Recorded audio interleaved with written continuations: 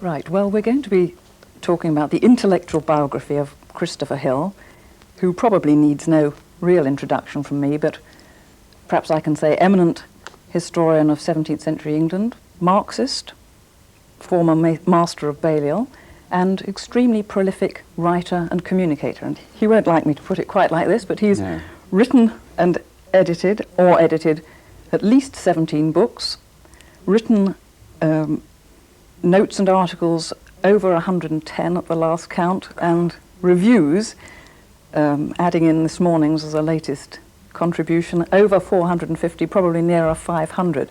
An enormous output which would indicate a sustained interest in communication. But before we get on to that side of things, perhaps we should start out with your early career, Christopher, as a Yorkshireman. I'm sure you'd like to declare your earliest interest in terms of playing cricket. Yes, my highest ambition was to play cricket for the county, for which I have a birth qualification. And in those days, playing cricket for Yorkshire was, well, a much higher ambition than the one that Lawrence Stone has recently owned up to, that he wanted to play cricket for England, but I wanted to play for Yorkshire. And did you ever think anything as coherent as, I will be a historian? No. So how did you become one? Well, I couldn't find any other job, actually.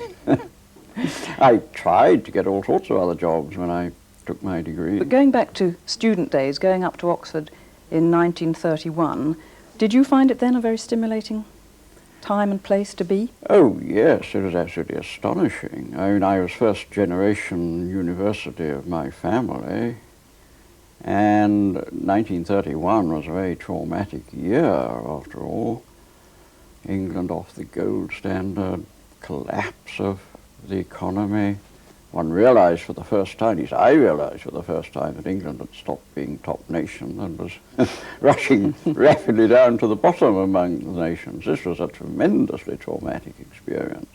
And then the Depression, terrific unemployment. I mean, we were all very, very politicized very quickly. The 1920s was a very sort of unpolitical generation at universities. Suddenly, the 30s became very political, and I was caught up in that. Yes, and in terms of college days, who were influences upon you then?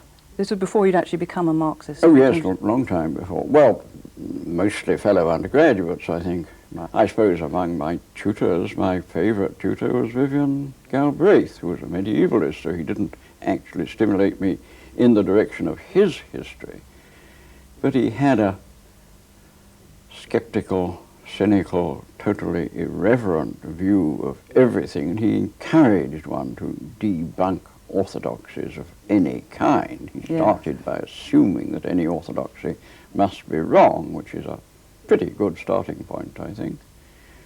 And he was very encouraging and stimulating and kind and good. I mean, I owe a great deal to him.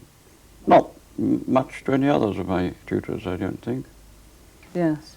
And then, well, what led you up to becoming a Marxist and joining the CP? And are those two different processes? They're two quite different processes. Joining the CP was a long time after becoming a Marxist of sorts. I never know quite what one means by Marxist these days.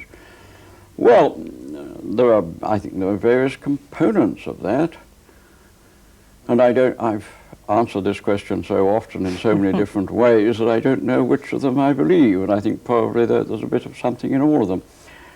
I was very much into metaphysical poetry, which excited me very much at the time, and so was T.S. Eliot, and just as the poetry of Eliot and Auden and Spender and so on seemed to us to have a direct relationship to the crisis of the 30s, so, I'm not sure that Eliot encouraged me to do this, but it seemed to me perfectly obvious that metaphysical poetry had a relation to the crisis of the 17th century. So that got me into wanting to understand the 17th century in order to understand metaphysical poetry. Well then, as far as history was concerned, it's difficult to remember what history was like in those days, but it was all about constitutional history and how England was quite different from wicked nations on the wicked continent, and that English institutions, Parliament and the common law went right back into the Middle Ages and indeed into the forests of Germany, if you were interested in that sort of thing. And there was this terrific continuity of history in which the little hiccup in the 17th century was known as the interregnum, as something that didn't ever happen at all. History went on happily to 1640, then poof, poof, poof, there were a few unfortunate things, then it started again in 1660. Well, this seemed to me even then absolutely crazy and to be exploded and blown up, and I found a Marxist interpretation one of the ways of blowing it up. And the third thing, of course, was the economic crisis of the 30s, the obvious collapse of English civilization, the nastiness of it all, and of course the threat of war overhanging us increasingly as the 30s went on, so one looked for alternatives to the smug English attitude of England being a model for the world. Yes, I can imagine that. I can imagine very that. nauseating. But how did that bring you specifically to Marxism? I mean, did you talk to others or join any Of course, I groups talked at to a that lot stage? of other people. Yes, I belonged to the Labour Club and the October Club, which was the communist club of those days. I remember particularly talks by G.D.H. Cole, who gave us my first term in 1931, he gave us a splendid lecture analysing the collapse of the British economy and saying, if we want to survive, we've got to do this, that, and the other. Personally, he said, I hope the whole thing's going smash. And that was rather horrifying for a well-brought-up schoolboy to hear a grey-haired man whose books he'd read with respect and been encouraged to read with respect, saying he hoped the whole thing was going smash. And then lots of people like that, Bernard Shaw and others, were really forcing us to think pretty deeply about what was happening to English society in the 30s, and it seemed pretty catastrophic. Yes, yes. So in terms of interest in Marxism and in the 17th century, they sort of fused together. I mean, you couldn't say that the interest in the Civil War led you to Marxism or vice versa. I can't now work it out. No, I can't differentiate. Or poetry. I think that was an important part of it. But I just don't know. Too difficult. And then joining the CP, joining the Communist Party followed. Well, that came considerably later. I was told that there was some very good Russian work on 17th century English history which somebody ought to read. So as I had the chance, I went over to Moscow on All Souls money and taught myself Russian and read all this stuff. Some of it was, I would now think, rather crude. Some of it was very, very good indeed, both pre-1917 and afterwards. There was a very good school of Russian historians.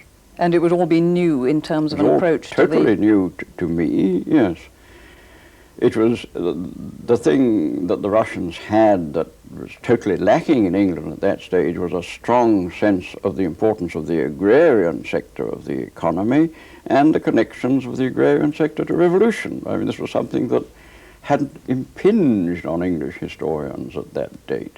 There's a man called Sabine who had a splendid book on English agrarian history and a wonderful set of lectures on the English Revolution, which never been translated. It was one of the best books there is, I think, 1924, I think that was. Yes. And there wasn't any 17th century agrarian history except Tawney. Yes. I suppose.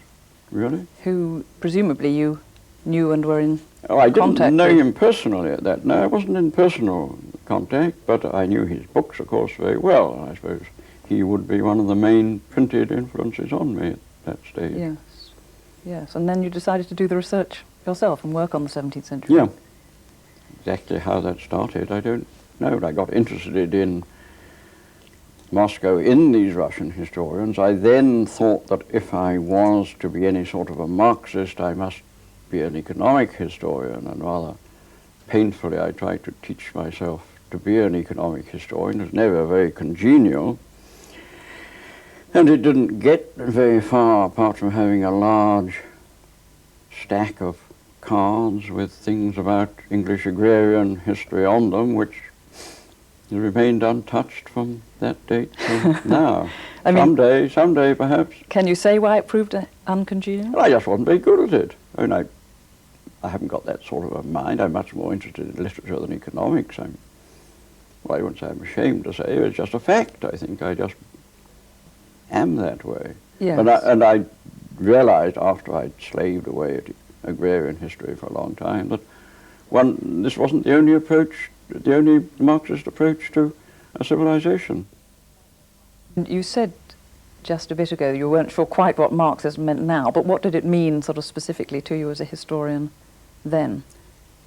Well, then I think it meant seeing history as a whole, thinking of societies as dominated at different periods by different classes, and the state as being, by and large, the property of the ruling class at the time, and not as the sort of neutral thing that it was then traditionally depicted as being. I mean, states did things and reforms happened because people got wiser and better instead of there being any interest groups involved. Yes, though possibly on the whole hasn't the tradition subsequently been to create much more interest in popular history and lower class history other than actually working out how state machines then Yes, do I function? think that came rather later, and I suppose some of us are now coming under criticism for having concentrated too much on history from below, and after all the major decisions about society are taken from on top. I think this is perhaps something that I at any rate am open to criticism for, but it seems so important to say something about the 80% of humanity who get left out of history, and women. I mean, they just weren't there in the history that I was brought up with. Yes. Though, of course, subsequently they've been studied from a variety of points of view, not only in the Marxist tradition. No need necessarily to consider them from a Marxist point of view. We consider that they matter. I remember when, I suppose in the late 30s, I was agitating to change the history syllabus in Oxford. One of the things I learnt was not a very profitable occupation. And Keith Filing, then the professor of history, I mentioned the name of Gerard Winstanley, and I thought perhaps to have some of his writings on the syllabus would be a good idea. And he spoke of Gerard Winstanley's writings as half-baked. Now, whatever else they are, they're not half-baked. I mean, he disagreed with them, obviously, if he'd ever read them, which I very much doubt. But they were just pushed under the carpet. Nobody wanted to know about them. And it's very much from the 40s onwards, Sabine's edition of Winstanley's writings and Haller's edition of the Levellers, it's a relatively recent thing that historians have even been aware of the existence of these people. Yeah. They just weren't there when I was an undergraduate. Yes, well, I suppose from that point of view it's quite impressive how that approach has swept such a lot. It has, hasn't it? And this is mainly the work of the Americans. It's very interesting. It's American historians who did it, I think. Haller, Jordan, Sabine. And the tradition of the communist group of that too in England, yes. I think, yes. But I think for non-Marxist historians, a very good job was done by American liberal historians. Not sort of Fisher-type liberals, but real radical liberals, like Haller. Yes. Was leaving the Communist Party after Hungary in 56, 57, and was that also an intellectual turning point? Or is that something more to do with the history of the party specifically? Well, it was 57. It wasn't Hungary. It was the English Communist Party's failure to differentiate itself from the Soviet Communist Party. It was the issue on which I left. A group of us tried to persuade the English Communist Party that this was a wonderful opportunity for reassessing their role of being critical of the Soviet Union and critical of aspects of it that we didn't like, and having a policy of our own, so to speak. We lost on that, and I resigned then. Having left the Communist Party, then this coincided with the period, perhaps just a little after that too, when you began to write much more.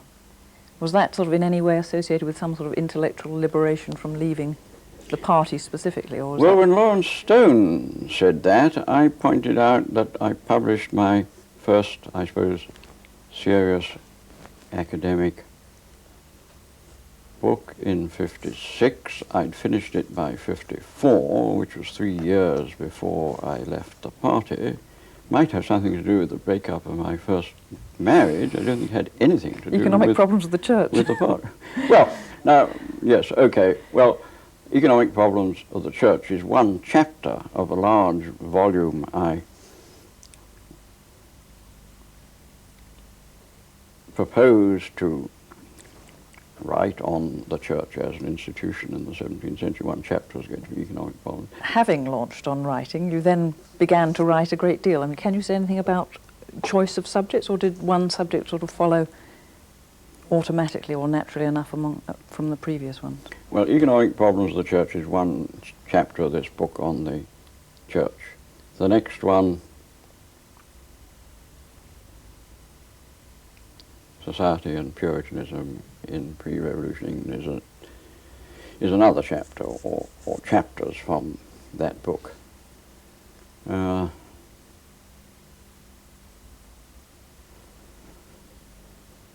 After that, it becomes a bit eclectic. Most of them were chapters of the book. Intellectual Origins was a chapter of the book. Yes, and the Century of Revolution helped, I suppose, to sort of... That, I was asked to do that. I was asked to do it, but I wanted to do it. I mean, it obviously helped me a good deal, I think, to try and sort things out. And after that, I don't know. I mean, I've never had a plan, I don't think. And in terms of methodology, I mean, do you have any set plan or view of how you set out to write? No. Not at all? Well, I mean, I have a subject, but I think basically I collect a lot of material, and then I think it might make a book rather than the other way around. I was thinking of things like Hexter's critique. Oh, saying that I've got predetermined ideas, and that because I started my files a long time ago, therefore I got stuck in them. Well, I don't think I have. It's all I can say to that. Some of my files I kept for a very long time. Others I start when a new subject starts to interest me. I mean, things like the work that went into The World Turned Upside Down was entirely ad hoc work. I had a small file on radicals before that, but I had no idea what it was going to turn into. Yes, because in fact your references to those radicals have changed quite a bit. Your earlier comments were more dismissive, and then latterly you've been much more intent on yes, I think I found out taking them seriously. Awful lot in writing that book, which I didn't know at all. Yeah.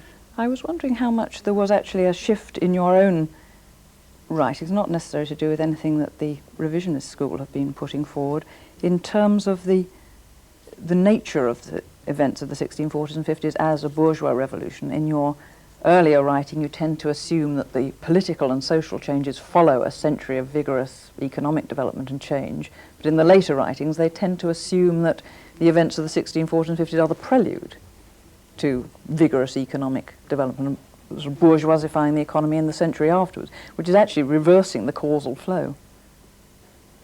Well, if I've been saying that, I don't think I want to do it. I think what I've been on the defensive a bit about, well, not on the defensive, but I think a lot of people, like Lawrence Stone, assume that the concept of bourgeois revolution implies a group of what my first wife used to call buggerwuzzies, a group of bourgeois sitting down and saying, let's have a revolution, let's do this, that, and the other in order to prepare the way for capitalism.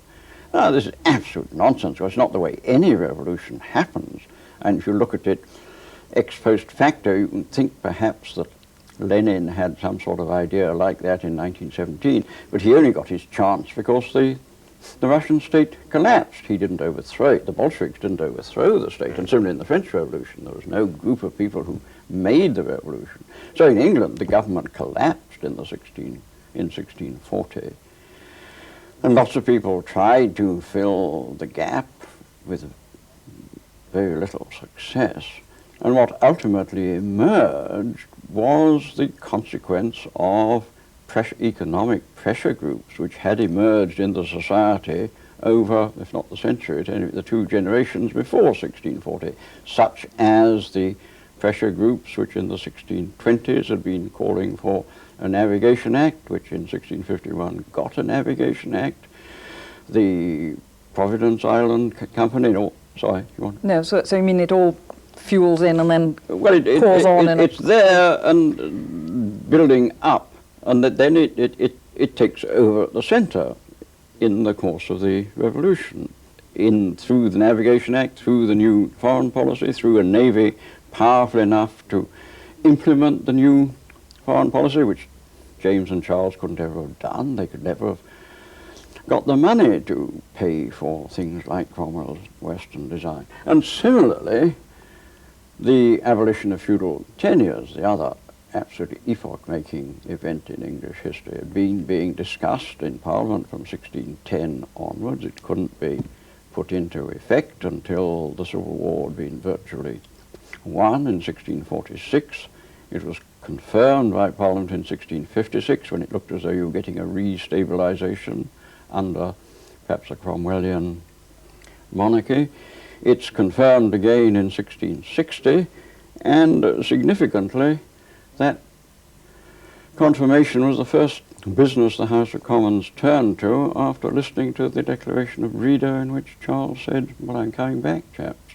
So that it obviously was of very great importance. Yes. And this, well, we don't have to go into all the details of it, made possible long-term agricultural planning, and so made possible the Agrarian Revolution. Yes, so you don't in fact see it as a reversal of your No, earlier argument, no. but a confirmation, yeah. But actually just ranging on from that in terms then of the stance of modern Marxism, I mean, you're going back very much to the economic causes and outcome. Don't you think much of modern Marxism in terms of social history has in fact become very close to a sort of liberal humanism without much concern for long-term economic change? Well, I don't know who you're thinking of. I would have thought some of the best Marxist history, well, not necessarily Marxist, the best history of England today is being written by literary critics and literary historians, because they are aware of the cultural crisis in England. Things like Jonathan Dollimore and Martin Butler and Margot Heinemann are depicting a deeply divided society long before 1640, and all the people who say that it was that what happened in 1640 was just an accident and a series of coincidences don't read the literature. You've only got to look at the literature to see this sense of crisis and sometimes of doom hanging over the society. Read Jonathan Dollimore. Yes, perhaps what I'm getting at is there's such a fusion or a diversity of approaches. I mean, you could read some economic historians without getting a sense of crisis, or some other political historians who are tending to brush everything away. And I'm wondering what the specifically Marxist input these days. Well, the Marxist input, what is it to see the society as a whole, and to see that you can't isolate the Constitution or what goes on in Parliament from what's going on in the country. Going back to the theme of re-synthesizing, something else that we've touched on once or twice, and that is specifically the Puritan or the non-conformist tradition. I mean, you were brought up, of course, in I think one could call strict or at least firm Wesleyan Methodist household. Yes. What sort of influence did that have? Well, of course, I reacted against it rather violently at teenage, as one does. In retrospect, I'm very grateful to some aspects of it. For instance, I was brought up with a total, I think, lack of any sense of racial distinction and discrimination. And when I first heard an anti-Semitic joke at school, I totally failed to understand it, but totally. And when I went home and asked my parents to explain it, I was very profoundly shocked. It really upset all my sort of natural feelings. And A sort of basic egalitarianism. sort of basic egalitarianism. All one in the eyes of the Lord. Yes, which had to do with their devotion to foreign missions. I mean, there were souls to be saved in Africa and China and India who were just as important as souls in England. So this basic egalitarianism, I'm very happy that I was brought up with. It is also, I think they had the same feeling about sexual equality. As soon as I got admitted to a university, it was assumed that my sister was going to a university. And that wasn't common form in the 30s, not at all. Boys were very different.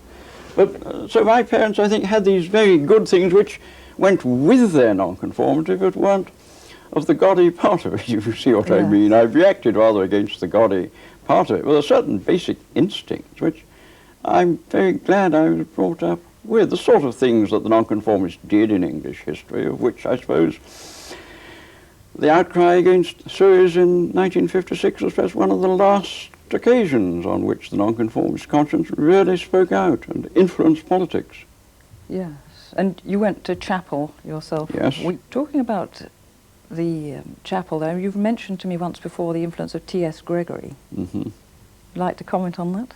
Yes, well, he was a minister at our chapel who was a tremendous influence on me, yes.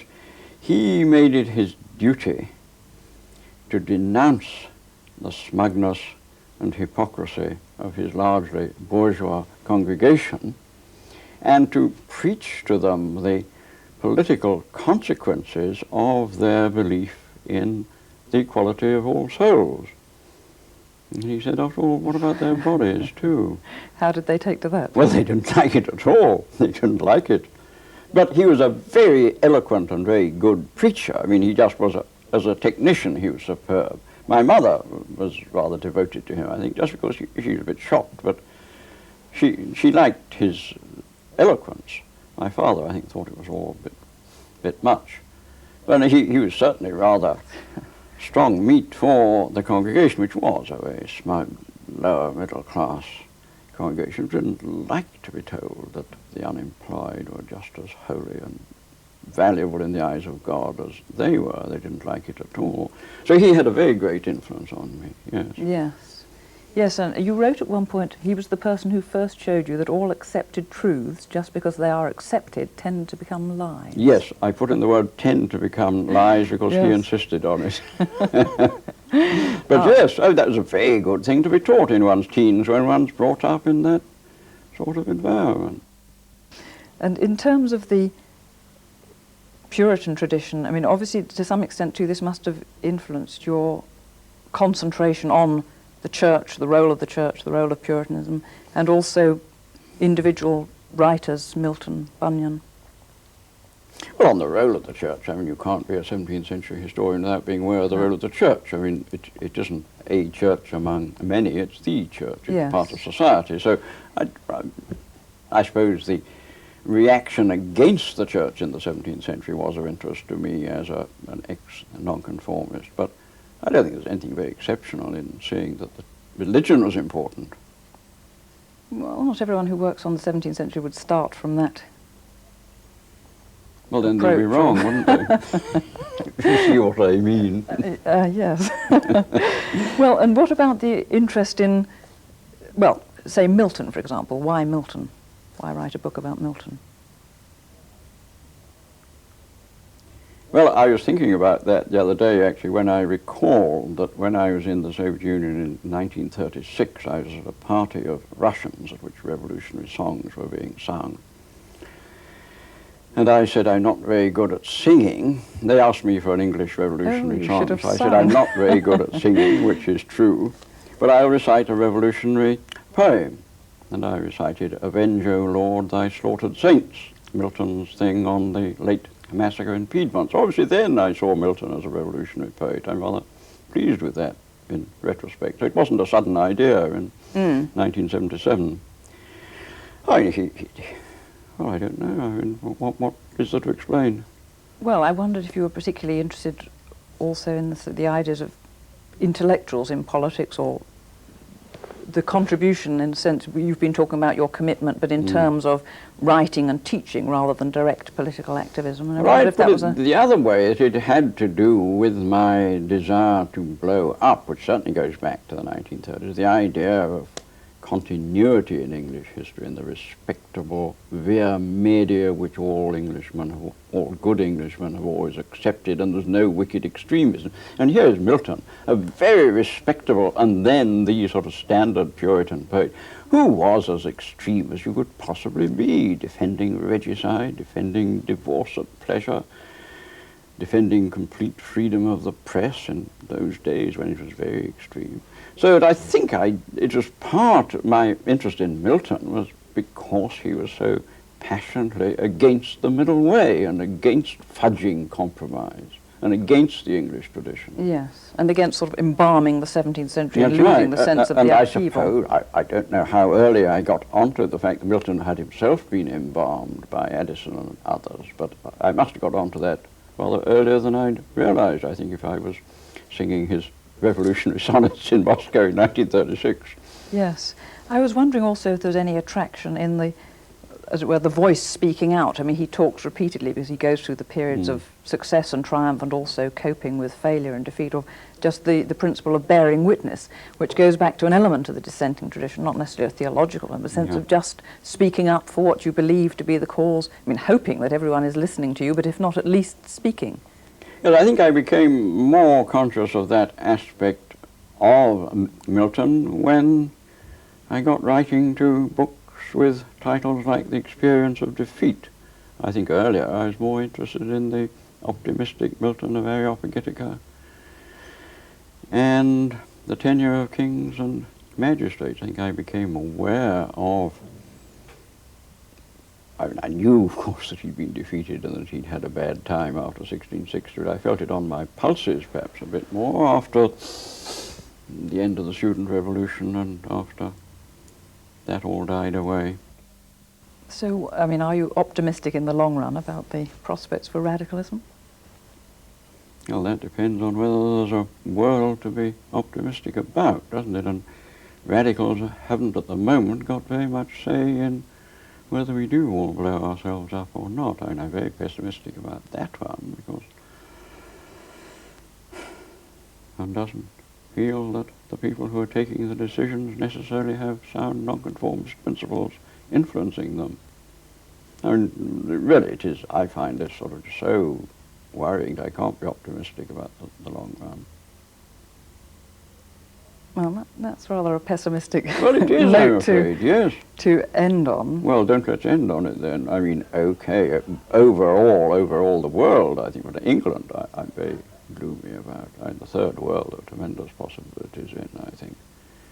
How they're going to escape from America. And I think one of the things that makes one pessimistic about England is anything we do will be vetoed by the Americans. And don't know how one gets around that. They're just stronger than we are, and they'll use their strength.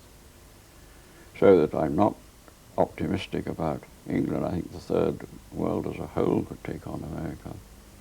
Well, finish off on a personally optimistic note. Tell us about your next book.